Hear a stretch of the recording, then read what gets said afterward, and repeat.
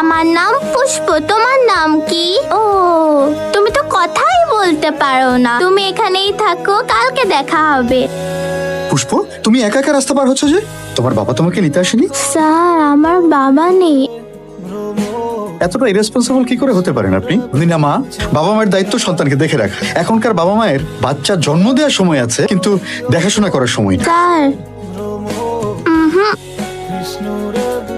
তুই আমার একলা ফলাই এইভাবে তুমি কেমনে গেলাম? বছর ঘুরে আসলো, আজ পর্যন্ত একটা মা ডাক শুনলাম না। কি রে, খেলবি? কেটে খেলবে তোর সাথে? পারে না কথা কইতে, নাম রাখছে কথা।